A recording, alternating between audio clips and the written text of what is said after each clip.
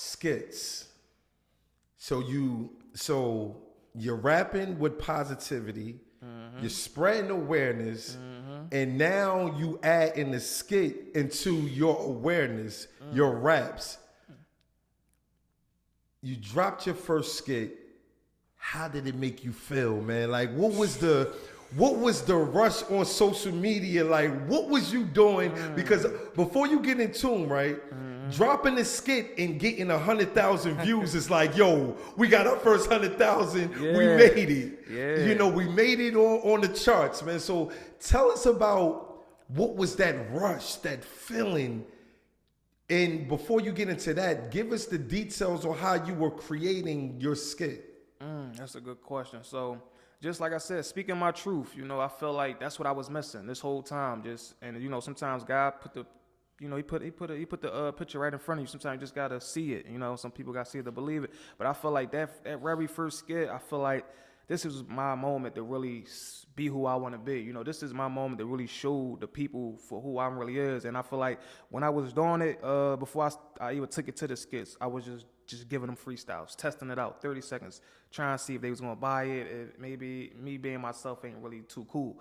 But like I said, slowly for surely, they were supporting it. And then when I took it to the skit, it just was like, that was like the opener for me. Like this is when I really was painting a picture now. Like, I could rap it to you, I could tell you how I feel, but this now I'm showing you how I feel.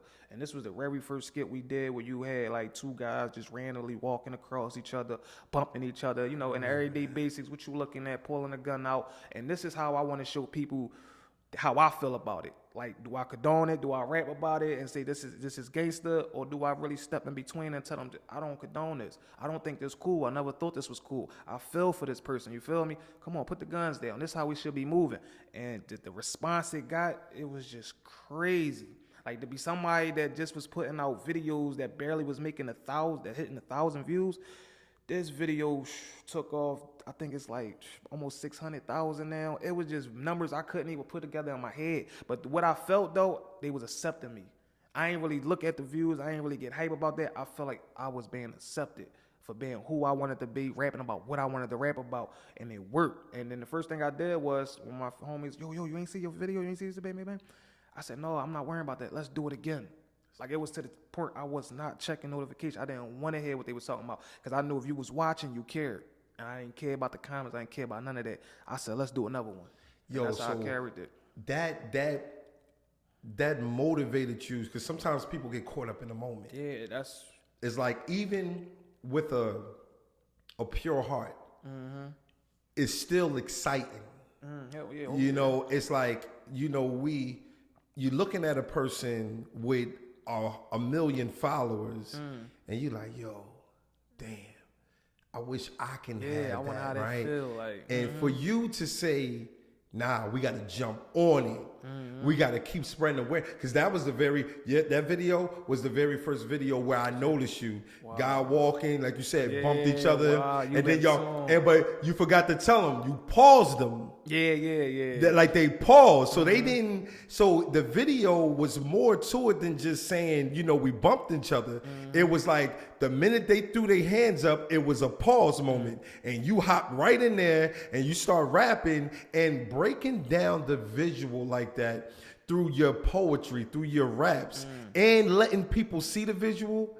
That was super duper incredible. It was dope. And yes, you kept going. You kept dropping them over and over and over again, and you did not stop. When did you start? Like, what was your first year? Like, was it because I remember jumping on? I started almost 3 years ago. I think we had we were started around the same time, right? Like 2016. 17. Yeah, I got sober. I got sober January the 21st, 2018, and I dropped my first skit I dropped my first skit February 2018. Okay. So you started when, like, around 2017, 16? Definitely 2017. Okay. Definitely 2017, now that I think about it. Okay. And I just want to say you inspired me. Appreciate that, brother. I want to put this on the record. You inspired me because although I took a little different twist, it was still the same approach. And when you was freezing everybody up, you was the first person I seen do that. And when you was freezing everybody up, dropping a message, I said, damn, this man is amazing. I appreciate that. Your feedback in Philadelphia, how do you feel as an artist living in a city where damn near everybody grandmother raps? And I feel like Philadelphia is the home of the skits. Yep. We gave that. That 1 minute skit. How do you feel about the love and the support coming from not only the people that's just viewing your content, but the people that's like up there with followers and things of that nature, social media influencers? To keep it all the way 100, I feel like the support, like you said, is not really there. I get way more love and support from outsiders, people that I never met a day in my life that support me highly than the people that's right here in my hometown. And a lot of people that even DM me, not gonna speak on too many names, they ask why such and such ain't working with such and such, why such and such ain't do this. And some of them DMs I just don't even want to respond to because it's just like, it's obvious. It's just no support. I can't make up an excuse. Oh, maybe he busy. He didn't see it. And like I said, that's why I named my brand what I named it at. That started with nothing, no handout, no cosigns. Because I know coming from Philadelphia, and like I said, maybe other cities out there as well, there's no support here. Nobody gonna support it until it's hot. Nobody gonna see you doing what you doing, blood, sweat, and tears, working it up, and try to help. So you know what? I know how that felt when I ain't have it. Let me step down. Let me help you out. People gonna wait till it's hot to try to get on it just to benefit for themselves. And it's sad they gotta be that way because there's so many entrepreneurs in the city, so many that so-called claim they're entrepreneurs, but they're not really taking entrepreneur steps because entrepreneur helping other entrepreneurs. One hand washes the other. So you see these people and it's just like they all for self. And I always spoke to you, on camera, off camera. Why is there so many entrepreneurs, entertainers, so many people with platforms out here or in our city, and we not all coming together? You know how big that'll be?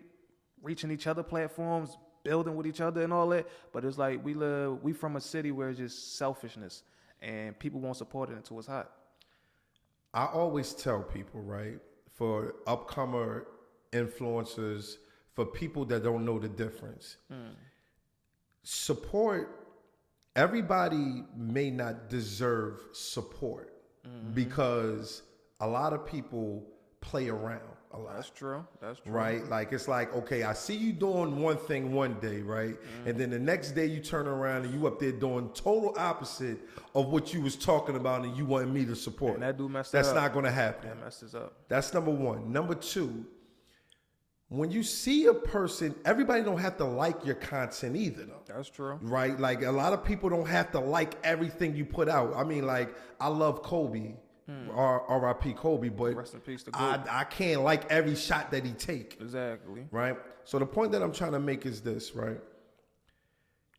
When you see a person doing what you did, getting the response that you were getting, taking off, like you said, your clothing line, your brand started from nothing.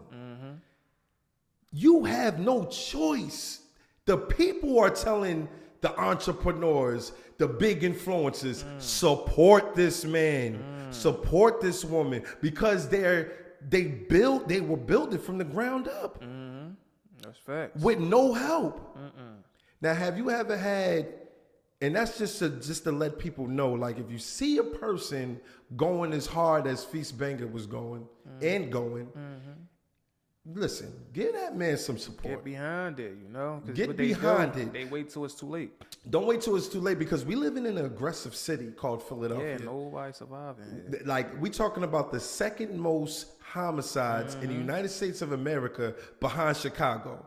Mind you, is no gangs. You don't see Bloods and Crips walking around. You don't see Latin Kings really walking around. You don't see the GDs, the Vice Lords walking around Philadelphia.